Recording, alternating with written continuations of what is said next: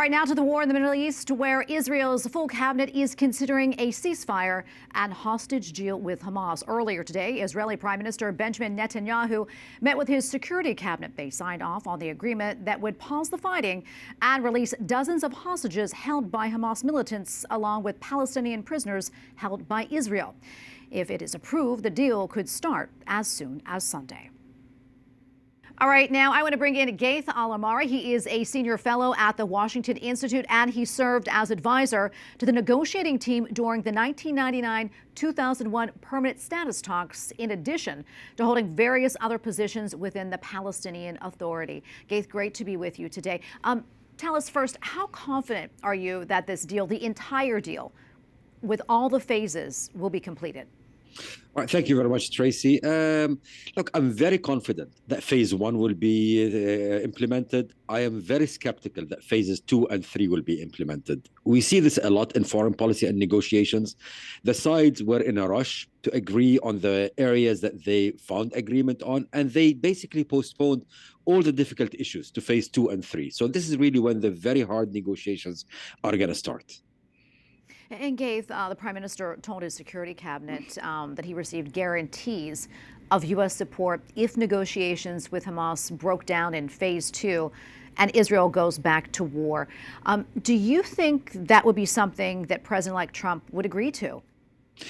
I mean, this is an accurate depiction of what's in the deal. However, every indication from President Trump is that he does not want to deal with another war in the Middle East. Yes, they want Hamas destroyed, but at the same time, he does not want to be distracted with another war in the Middle East. And so I think that Prime Minister Netanyahu will come under a lot of pressure from President Trump to basically not resume the war. But it depends on what Hamas does, obviously, and how Hamas sticks to the deal as well. Yeah, and, you know, Ghaith, we know the far right in Israel opposes this deal. So how does Netanyahu keep his coalition government together, and what do you think will happen? And most likely, he has two far-right factions in his coalition. One is going to bolt, one is going to stay. He has the numbers to pass the deal and for the coalition to survive in the coming months. But however, many in Israel are thinking that this is the beginning of the end of the Netanyahu government. We're seeing defections from his own Likud party. It's going to be politically very hard, but still it's going to be politically easier than confronting President Trump and starting his relation with President Trump on a bad footing. So he had to make this calculation. Ghaith, what do you think? I mean, after all that's said and done, what do you think will happen to Gaza, and who will govern it? So this is the biggest question, and today we have no answer.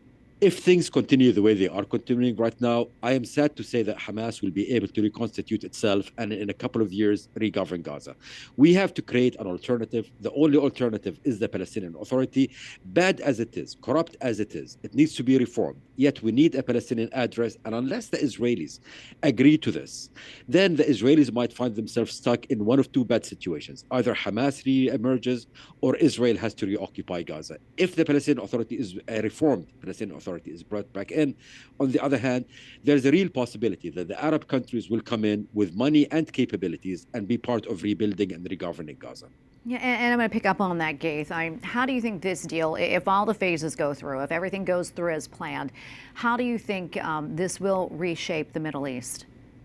Look, the war has already reshaped the Middle East. Iran, which a year and a half ago was a major regional power, today it's on the retreat. In Syria, in Lebanon, we're seeing it in Iraq, etc. Now, if we can do real reconstruction in Gaza and we can rebuild Palestinian-Israeli relations, this has the possibility of also unlocking the biggest potential progress in the Middle East, which is peace between Israel and Saudi Arabia. The Saudis want this peace, want to rebuild relations with the Israelis. However, they say they cannot do that unless there is progress on Gaza and on the Palestinian front. So there's a lot of potential, and I believe that President Trump and his team will be working very, very hard on that particular opportunity. Okay, as always, thank you so much for your insights. We appreciate it. Thank you.